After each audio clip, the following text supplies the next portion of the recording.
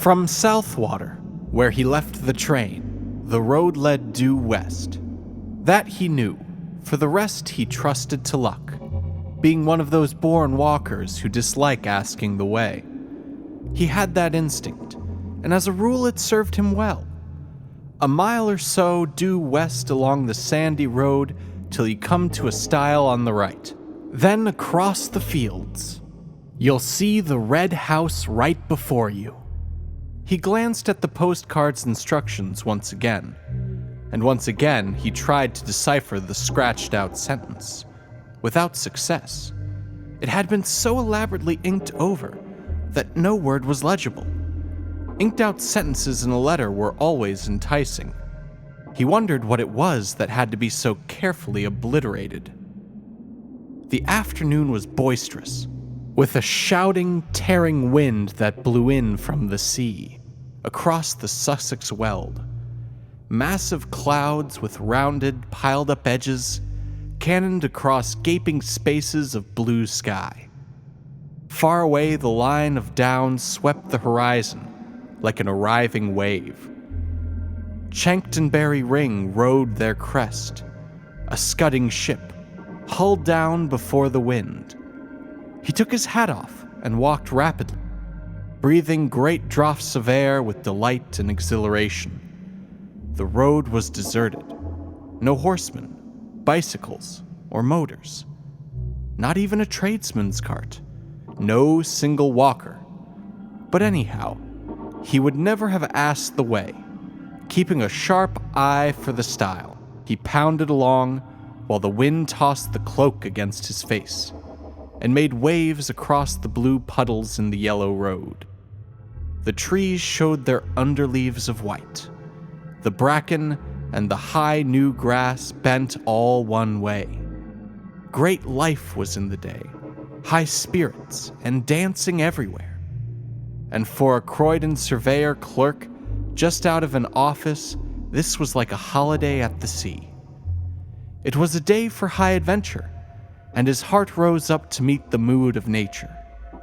His umbrella, with the silver ring, ought to have been a sword, and his brown shoes should have been top boots with spurs upon the heels. Where hid the enchanted castle, and the princess with the hair of sunny gold? His horse. The stile came suddenly into view, and nipped the adventure in the bud. Everyday clothes took him prisoner again. He was a surveyor's clerk, middle-aged, earning £3 a week, coming from Croydon to see about a client's proposed alterations in a wood. Something to ensure a better view from the dining room window. Across the fields, perhaps a mile away, he saw the red house gleaming in the sunshine, and resting on the stile a moment to get his breath, he noticed a copse of oak and hornbeam on the right. Aha, he told himself, so that must be the wood he wants to cut down to improve the view. I'll have a look at it. There were boards up, of course, but there was an inviting little path as well. I'm not a trespasser, he said. It's part of my business, this is. He scrambled awkwardly over the gate and entered the copse. A little round would bring him to the field again. But the moment he passed among the trees, the wind ceased shouting, and a stillness dropped upon the world. So dense was the growth that the sunshine only came through in isolated patches. The air was close. He mopped his forehead and put his green felt hat on, but a low branch knocked it off again at once, and he stooped an elastic twig swung back and stung his face. There were flowers along both edges of the little path. Glades opened up on either side. Ferns curved about in damper corners, and the smell of earth and foliage was rich and sweet. It was cooler here. What an enchanting little wood, he thought, turning down a small green glade where the sunshine flickered like silver wings. How it danced and fluttered and moved about. He placed a dark blue flower in his buttonhole. Again, his hat, caught by an oak branch as he rose, was knocked from his head, falling across his eyes. And this time he did not put it on again. Swinging his umbrella, he walked on with uncovered head, whistling rather loudly as he went. But the thickness of the trees hardly encouraged whistling, and something of his gaiety and high spirits seemed to leave him. He suddenly found himself treading circumspectly and with caution. The stillness in the wood was so peculiar. There was a rustle among the ferns and leaves, and something shot across the path 10 yards ahead, stopped abruptly an instant with head cocked sideways to stare, then dived again beneath the underbrush with the speed of a shadow. He started like a frightened child, laughing the next second that a mere pheasant could have made him jump. In the distance, he heard wheels upon the road and wondered why the sound was pleasant.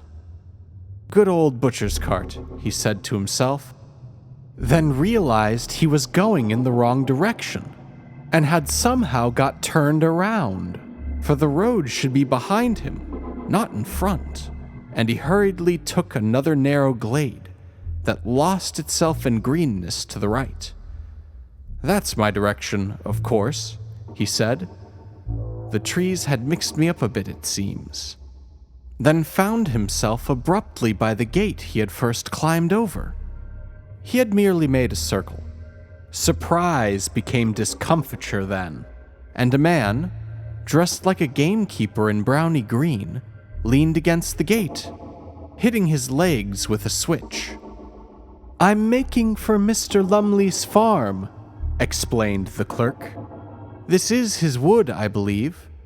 Then he stopped dead, for there was no man at all, but merely an effect of light and shade and foliage. He stepped back to reconstruct the singular illusion, but the wind shook the branches roughly here on the edge of the wood, and the foliage refused to reconstruct the figure. The leaves all rustled strangely. And just then, the sun went behind a cloud, making the whole wood look otherwise. Yet how the mind could be thus doubly deceived was indeed remarkable, for it almost seemed to him the man had answered, spoken. Or was this the shuffling noise the branches made, and had pointed with his switch to the notice board upon the nearest tree? The words rang on in his head, but of course he had imagined them. "No, it's not his woods. It's ours."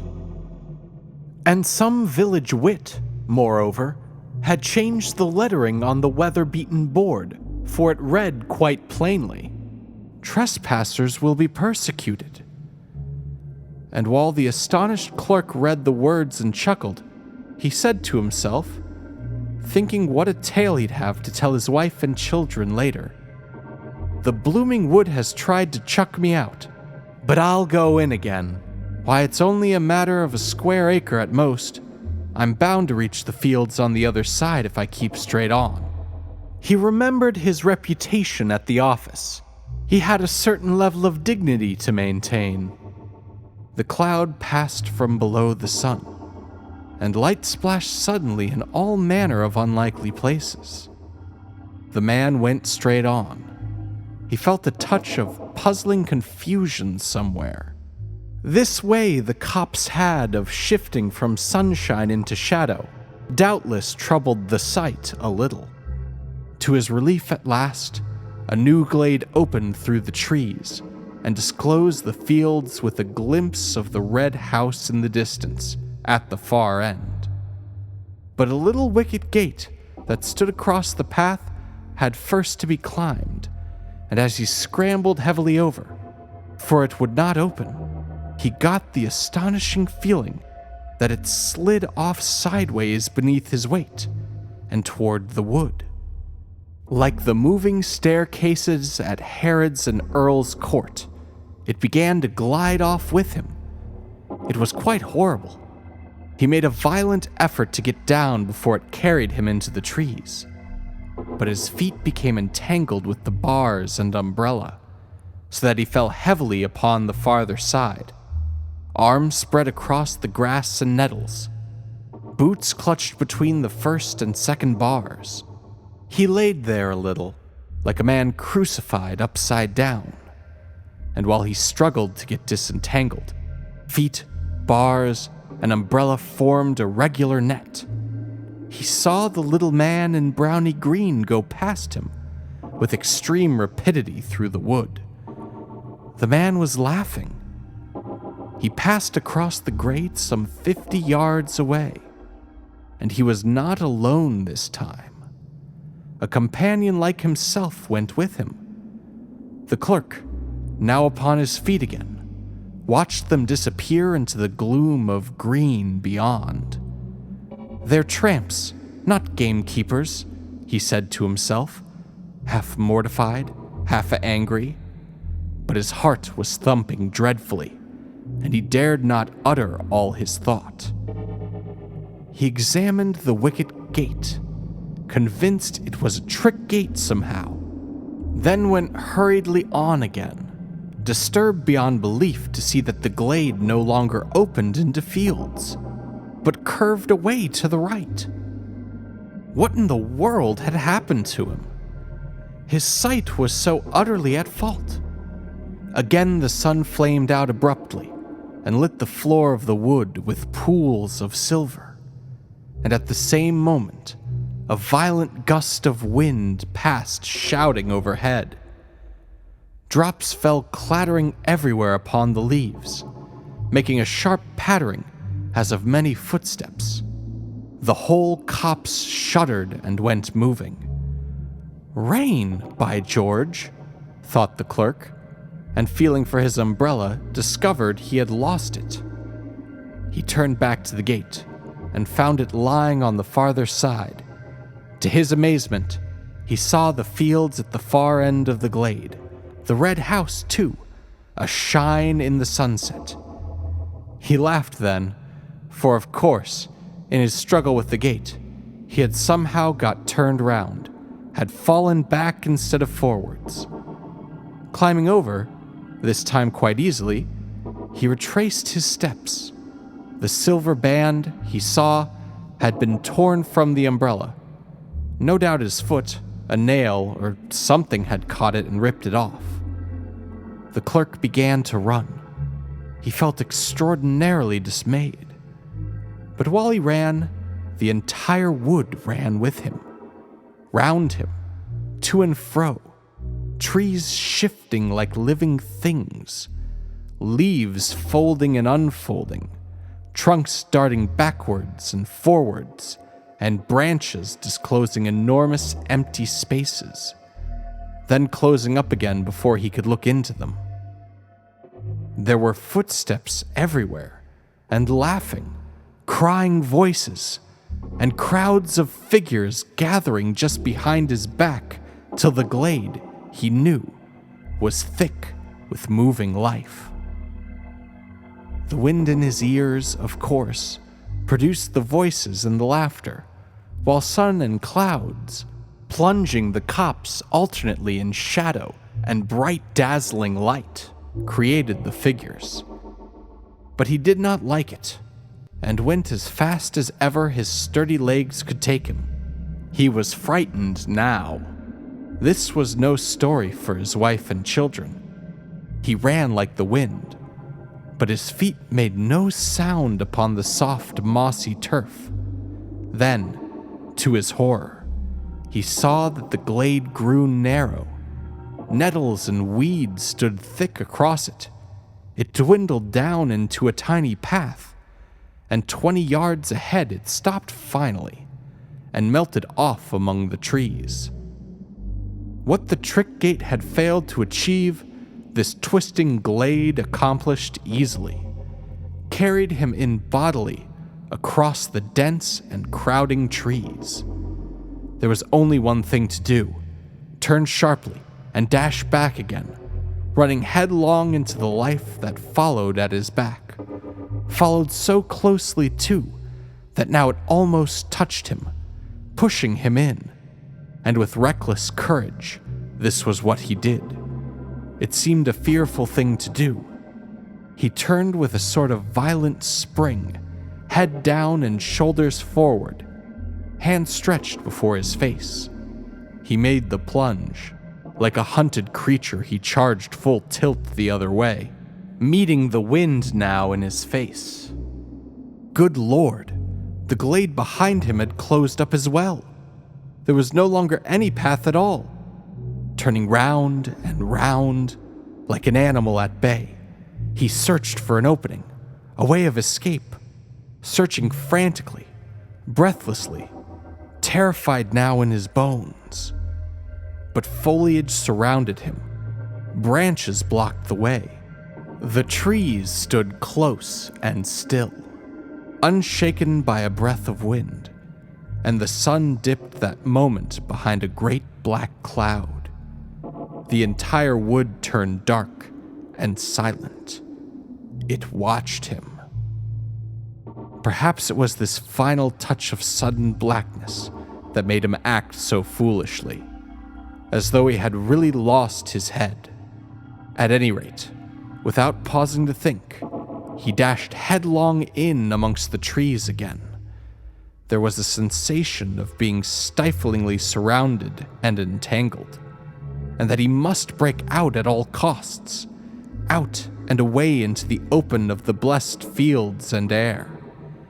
He did this ill-considered thing, and apparently charged straight into an oak that deliberately moved into his path to stop him. He saw it shift across a good full yard, and being a measuring man, accustomed to theodolite and chain, he ought to know. He fell, saw stars, and felt 1,000 tiny fingers tugging and pulling at his hands and neck and ankles. The stinging nettles, no doubt, were responsible for this. He thought of it later. At the moment, it felt diabolically calculated. But another remarkable illusion was not so easily explained.